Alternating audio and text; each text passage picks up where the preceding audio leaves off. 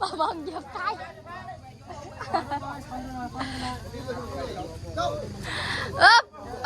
ทางสาวงามเพิ่นกำลังเสื้อขาวสบายดีเด้อสบายดีเด้อเสื้อขาวอยู่มัดสาวลาบด้วยในการยุกย่อเลยเราตกประเด็นครับ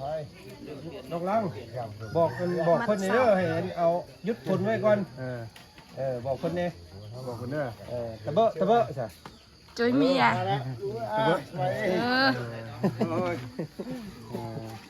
ใส่สิช่วยข้าวบ่หลัง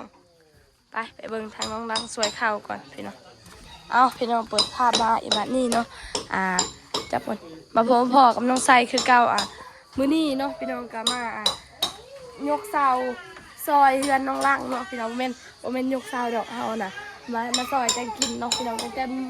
เมื่อวานนี่แหละเพิ่นบอกแม่เพิ่นบอกตั้งแต่เช้าๆพี่น้องไปใส่ถุงเนาะโอ้เพิ่นก็กำลังสิตอกเนาะพี่น้องกระทั่งทีมงานเพิ่นเข้ามายังบ่ครบปานใดพี่น้องนี่คนก็มายังบ่ครบแม่นบ่หลังคนยังมาบ่ครบแม่นบ่สวัสดีเด้อทางน้องหลังด้วยมากับน้องมีนามาแต่เช้าอีหลีพี่น้องมื้อนี้ก็เป็นวัดแน่จากโมงจะตื่นละนี่พี่น้องเดี๋ยวปิดกล้องกันนี่พี่น้องเอาไปยังเอาทุกอย่างให้ไพ่น่ะไปลงไปเพื่อนก่อนพี่น้องปั๊บเป็นจะได้ความรู้สึกน้องลังสิได้ยกเพื่อนเลยคิดอยู่บ่ว่าสิยกมือนี่เลยว่าฝนตกโดยแต่ฝนก็เป็นตาให้เนาะมือนี้ฝนบ่ค่อยตกพี่น้องมือนี้บ่ได้ตกแต่ก็อาจสิตกแน่นิดนึงคือแบบบ่แจ้งว่ะกองเฮาแล้วแจ้งสวัสดีเด้อทุกน้องมีนาสวัสดีห่างแล้วมาบุญเพิ่นเนาะคนนี้เตี้ยแล้วอ่ะใช่อันนี้สำคัญมากบ่ซ้ำแล้วคนนี้น้องคนนี้เอื้อยคอยกับเรายังเป็นเอื้อยเพิ่นก็กำลังเจาะเสาก อดกันคักกอดมีอะไรนะกอดมีอะไรกอดไหมใช่เลยเค้กนี่ว่าขอแสดงความดีใจเด้โดยเอากอดไหมขอแสดงความดีใจกับเพื่อนต่างกันจะปีนี่ต่างกันจะปีปีไหนมันจะปีพอดี13 ปีแล้ว13ปีนี่10ผู้นี้12 13ยังบ่เต็มยังบ่เต็มไฟ14ใกล้จะเต็มแล้ว12ยังจะมือสิเต็มโอ้ยังลายแล้วเดือน6มันตายแล้วโดยตอนเดือน6เอามันเกิดเจ้าครบรอบ12 ปีครบ2 เดือนเนาะครบรอบ12 ปี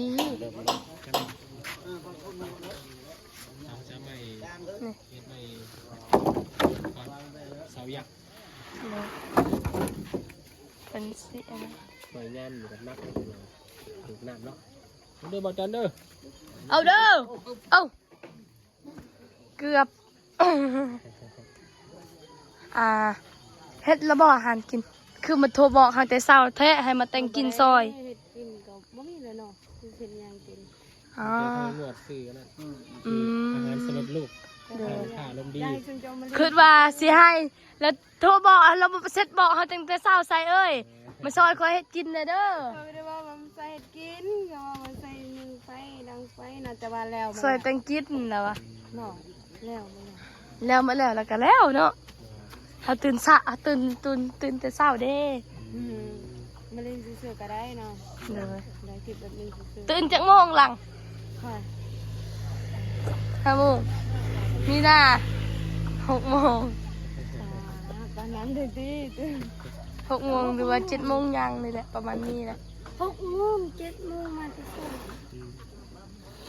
7 โมงยังตื่นตอน4 โมงค่อยนอนต่อค่อยตื่นตอน3 โมงค่อยนอนต่อแต่นอนแต่เจ้าก็ตื่น ตำลังไปอีกเอา เขาไม่ได้ตื่นตำลังเขาตื่นก่อนแม่คอยปลุกคอยเรียกลูกซื้อๆคอยไปตื่นตำลัง เดี๋ยวเราจะรอถ่ายพักหนึ่งเนาะทาง เอ้าคือว่ากิกะน่ะ ได้ใส่คลิปเนาะจะมาอยู่ใกล้ๆนี่แต่ว่าเพิ่นน่ะอยู่ไกลพูด อยู่ใช้เพิ่นอยู่นะ ที่เจ้าพูดล้ามากเจ๊ แม่บอก ที่เจ้ามาก็ดีแหละที่เจ้ามาที่คลิปตัวนั้นมาแทนนะ เอาเพิ่นก็ยกซอยแน่แหละหนู ให้กำลังใจ ให้กำลังใจ อยากไปว่าเกะกะว่าเราคนไม่ไปแล้วคือเขาแม่พ่อก็เลยไป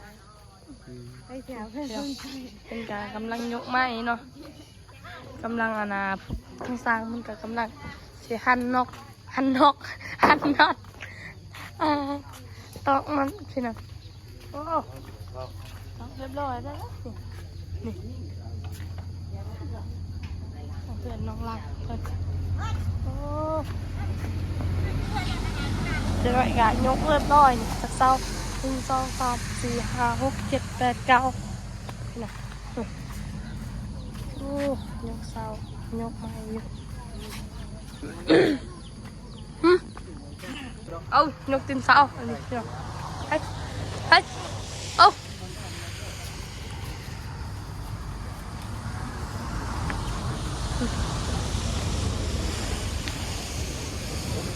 เอาเ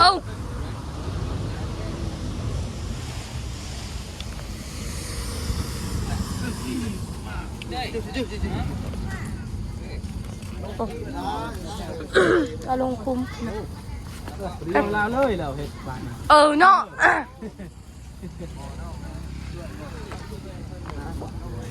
ยกเดียวเลยเปิด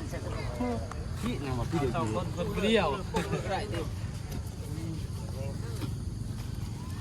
โอ้เลยไม่ดูท่าน โอ้นี่เปิด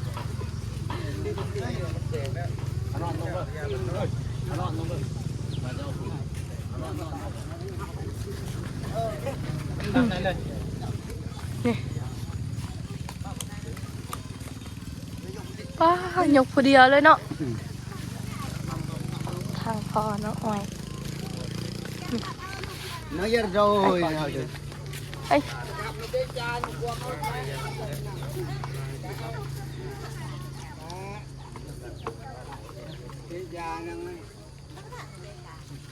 Chai lại ăn cùi, chai lại ăn cùi. Rồi chú chị ra.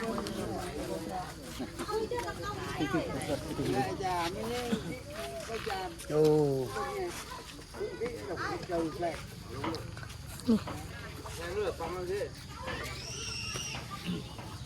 โอ้หลายคนแล้วอันนี้มาแล้วเนาะคน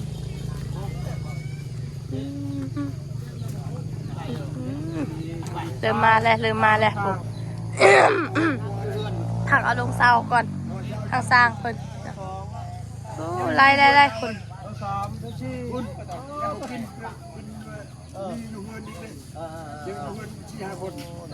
โอ้ไล่ ได้อยู่30เนาะนอนตรงนั้นหรือเปล่าเขาน่ะนอนลงเขาน่ะเขาน่ะโอเคไอ้ยูดอกแต่ว่าไม่มันอยากนักๆแน่รอบนี้เพราะว่าไม่เปียกแน่ได้กับเสากันค่อนข้างใหญ่แน่ไม่ทุกอย่างใหญ่เบิดเนาะนักเกิน นี่เจ้าของเพื่อนจอยใช่เอาให้ย่างคิงน่ะเฮ็ดเมนูโอ้เฮ็ดเมนูย่างน่ะฮะ เมนูปั้นให้ โอ้ไปบ่ต้ม แล้วสิ พอแล้วบ่เสร็จลับบ่แปะบ่อันไหน เอ้ากับฟ้าได้แต่สำนีเนาะเอ้า คือว่าน้อยนี่ เอาเนาะฮะพูดกันเลยแล้วมาซื้อแพะมัน ไอ้ไว้ ถึงมาแพะมัน ตะเลียบ เชี่ย แพะเอามา พอดีแล้วสำนีเนาะ แ เร็วเร็วไป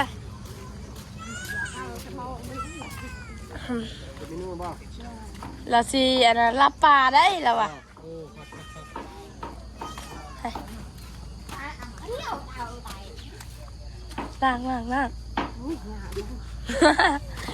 ล้าง นี่ล้างนี่เลย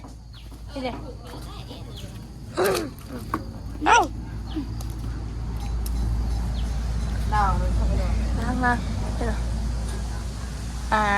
เพื่อนน้องล้างหนูเพื่อนน้องล้างเด้อพี่น้องมือนี่บอกพี่น้องเพิ่นไหม น้องนั่งอยากพี่น้องเลยมา เว้าแห้งๆแม่เว้าแห้ง มึงจะกินอะไรบ้างเขา ยัง อย่าง มากินไก่น้ำเจ้า กินไก่บ่มีดอกไก่ สิมากินเพื่อนเจ้านี่แหละเจ้าซาบอกให้มากินข้าวอยู่นี่เลยเจ้าเว้ายังใส่ข่อยจะเสร็จหาข่อยไปต้องกินข้าวด้วยทรายมากินอยู่นี่เลยเด้อน่ะ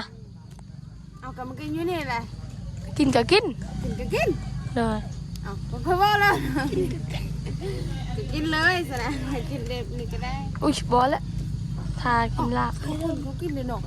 เขาบอกกินลิบ เจ้าบ่เคยกินดิบ แห้งๆนี่โอ้เล็ก ค่อย แห้งนี่ เคยได้กินดิบ กินดิบยัง กินดิบอันนี้ บ กิ อน จำกับเป็นนูน มันเด้อ โอ้ได้เลขพร้อมความหมายน้องมีนาเว้าเจ้ากินเคยบ่กินดิบนี่ความหมายแล้วเว้านะกินปลาดิบแล้ววะนี่กินปลาดิบเลยแล้ววะกินจะหน่อยนะกินลาบปลาดิบเลยแล้ววะความหมายนะกิน บ่แบบเวลาเรากินดิบกินแบบนี้ดิบเลย กินแบบนี้เลย กินจำกับเป็นนูน ไปเอาขึ้นให้เพิ่นไป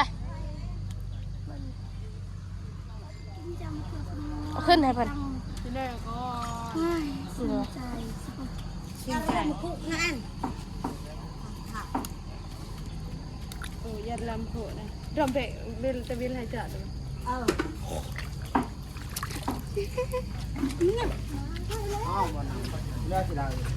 เป็นยังดีใจคนในบ้านเจ้ามาบ่บ้านสิเจ้าบ้านได้แต่ก่อนหลังบ้านกลองเย่งเออ ลุงแห้งกระตั้น เอาพิงเอาให้เด็ก ขอล้างอีกเด้อไอ้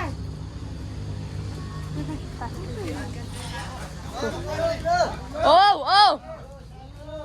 เด้อนี่ยกแล้ว นี่ที่นี่ มันจับเสาแม่น้องหลัง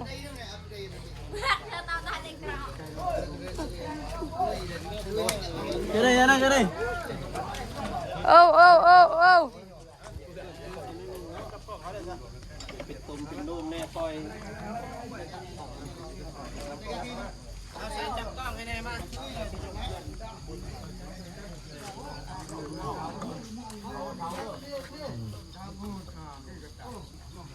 เอา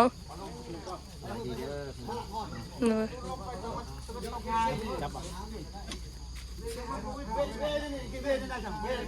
ไปพี่น้องฮึบเอ้า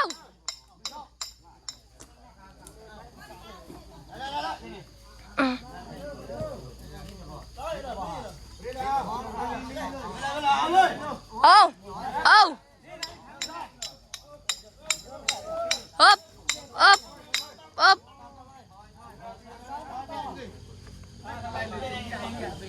พี่น้องฮึบ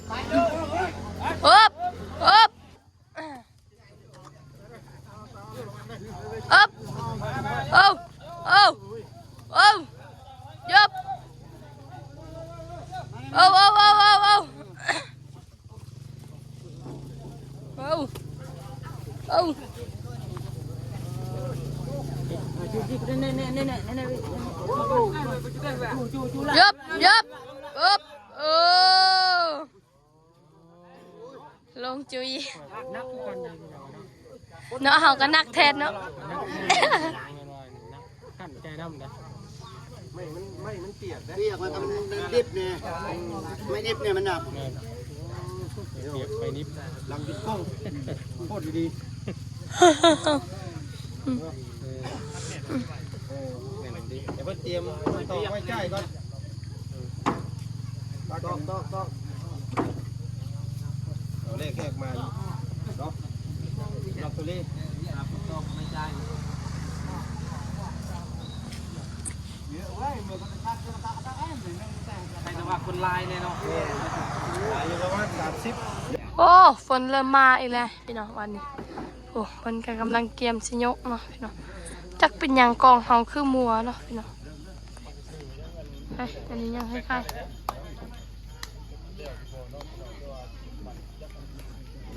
เฮ้ย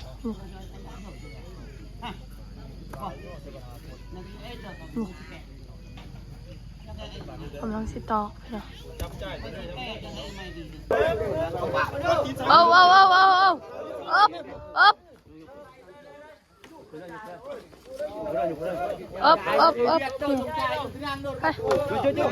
อ๊บมาจะได้เบอร์กว่าเดี๋ยวพูดกัน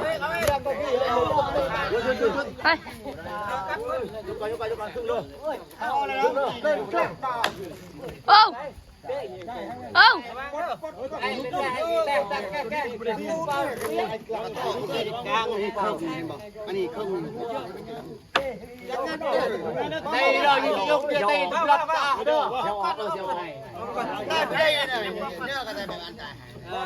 เจ้าออกนะดิออกเลยฆ่าดิ ออกเลยฆ่าดิออกกว่าต้องเครื่องเงินนี่สบายเลยเอาเด้อเด้อหัวนะได้ยกได้ยกไปขึ้นขึ้นต่อกันปลาต้องขึ้นต่อจนตั้มเฮ้ย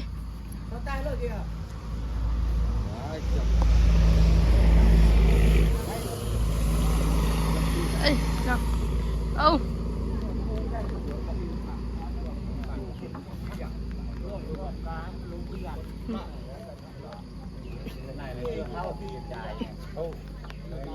ในเฮางะในจะได้แต่ก็เจ้าเฮาจะแต่แล้วได้โดยคนในเช่านี้ เฮ้ยได้เลยวันนี้มันขึ้นตอกเนาะเนาะเมื่อกี้นี่ก็ไม้ทางนี้แบบมันติดกับเสานะพี่น้องจะเห็นไม่บอกเลยจะจับพี่ยังไม่พี่กันของเขา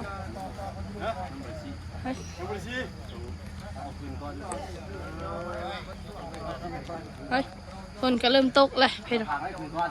ว้าว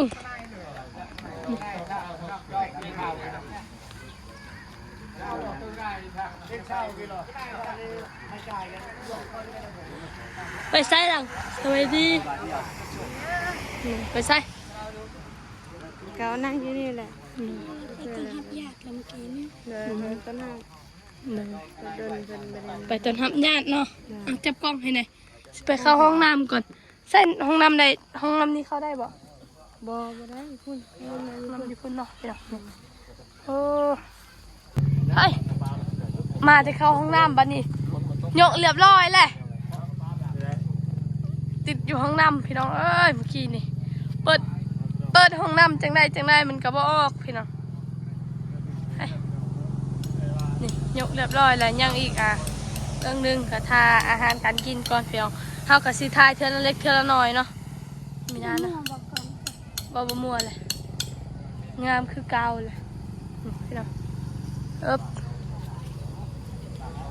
นี่พี่น้องโอ้เสาหนึ่งตั้งเรียบร้อยเลยก็สิมาต่ออีกเสาที่2เสาที่3เนาะพี่น้องนี่โอ้